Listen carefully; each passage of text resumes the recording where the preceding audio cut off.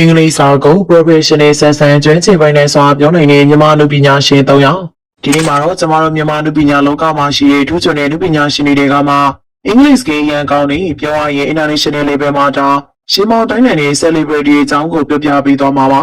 အားလုံးဒီကြားရဲ့အတိုင်းပါပဲဒီနေ့ခေတ်ကြီးမှာအင်္ဂလိပ်စာကတကယ်ကိုရေးပါတဲ့ခန်းကဏ္ဍကနေပါဝင်နေပါပြီကဲဒီတော့ကျမတို့ရဲ့ list ထဲမှာဘယ်သူတွေပါမလဲပရိသတ်တွေမှတ်ထားတဲ့သူတွေရောပါမလားကြည့်ရအောင်ပါနံပါတ်3ဝမော်ရွှေတမဆုံးအနေနဲ့ပြောပြချင်တဲ့သူကတော့ကိကိလိုစစ်စနိုးနဲ့ခေါ်ကြတဲ့မင်းသမီးချုံလေးဝမော်ရွှေပဲဖြစ်ပါရဲ့ရှင်သူရဲ့နုပညာရေးတွေကတော့ပြောစရာမလိုအောင်ပြောင်းမြောက်ပြီးသားပါမြန်မာနိုင်ငံရဲ့ထိပ်တန်းမင်းသမီးတရားဖြစ်တယ်လို့နိုင်ငံတကာနဲ့လက်တွဲပြီးတော့နုပညာလုပ်တွေလုပ်ကိုင်နေအောင်ကိုလည်းအားလုံးသိပဲဖြစ်မှာပါသူရဲ့အင်္ဂလိပ်စာရေးတွေရောဘလောက်ကောင်းလဲဆိုရင်နိုင်ငံတကာ film festival တွေအင်တာဗျူးတွေမှာဆိုရင်သူရဲ့ smart ကြကြနဲ့ယုံကြည်မှုရှိရှိအင်္ဂလိပ်လိုပြောဆိုပြကြသွားတာကိုတွေ့ရမှာပါဝမော်ရွှေရနိုင်ငံသားဒါရိုက်တာတွေတရုတ်ဆောင်တွေနဲ့အလုပ်တွေလုပ်တဲ့အခါမှာဘာသာစကားခက်ခဲမရှိဘဲနဲ့ပေါင်းကူးဆက်သွယ်နိုင်တာဟာသူ့ရဲ့ professional ပို့ပြီးတော့ပေါ်လွင်စေခဲ့ပါရီသူက email ချနဲ့ဘွေးရချတာဖြစ်တဲ့အတွက် academic ပိုင်းမှာလည်းအခြေခံကောင်းပြီးသားဖြစ်တယ်လို့လက်တွေ့နဲ့ပင်မှာလည်းအမြဲတမ်းထူးချွန်ထက်မြက်နေတာကြောင့်သူ့ရဲ့ e-skill ကတကယ့်ကိုအားကျစရာပါပဲ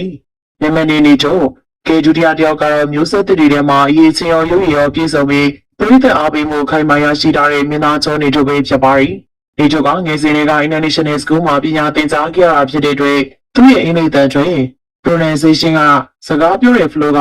native speaker ကြောင်းလိုပါပြီ။တခါလေဆိုရင်ဒီတို့ကအင်္ဂလိပ်ကိုပြောတာများပြီးမြန်မာစကားတော်မှာဖြောင့်အောင်မပြောနိုင်တော့ဘူးလို့ဆိုလာတာဖြစ်ပါရီ။နံပါတ်1ယူဝေလီမိုနောက်ဆုံးတစ်ယောက်အနေနဲ့ကတော့ကိုပိုင်ရင်ချင်းနဲ့ပရိသတ်ရဲ့ချစ်ခင်မှုကိုရရှိထားတဲ့ယူဝေလီမိုပဲဖြစ်ပါရဲ့ရှင်။မင်းသားကြီးလီမိုရဲ့သမီးဖြစ်တဲ့ခေယောကတော့အင်္ဂလိပ်စာနဲ့ပတ်သက်လာရင်ပြောစရာမလိုအောင်ထူးချွန်နေသူတစ်ယောက်ပါ။သူလည်း International School တက်ရောက်ခဲ့ပြီးနောက်ပိုင်းမှာနိုင်ငံခြားမှာပညာသင်ကြားခဲ့တာကြောင့်သူ့တွေအင်္ဂလိပ်စာဟာဒုတိယဘာသာစကားတစ်ခုလိုပါပဲ။သူရဲ့ blog, Instagram story ကိုကြည့်ဖို့သူတိုင်းသိပါအောင်။အင်္ဂလိပ်လိုပြောတဲ့အခါမှာတော်လည်းပြီးယုံကြည်မှုပြည့်ရှိပါရီ။သူရဲ့ lifestyle blog မှာဆိုရင်အင်္ဂလိပ်လိုပဲအစားဆုံးတိဆက်သွားတာတွေလည်းရှိပါရီ။သူရဲ့တန်ထွက်ကလည်း standard British American accent နဲ့ပြောနေတာကြောင့်ပရိသတ်တရားသူ့ကိုမြန်မာပြည် international blogger တယောက်အနေနဲ့တောင်းမှတင်စားကြပါရီ။ဒါသူရဲ့ပင်ကိုရေသွေးပြင်ငယ်စဉ်တွေကရရှိခဲ့တဲ့ပညာရေးပတ်ဝန်းကျင်ကောင်းတွေကြောင့်လည်းပါပါရီသူကိုကြည့်ပြီးတော့မျိုးဆက်တဲ့လူငယ်တွေအနေနဲ့အင်္ဂလိပ်စာလေ့လာဖို့အားကျတူစရာပါပဲ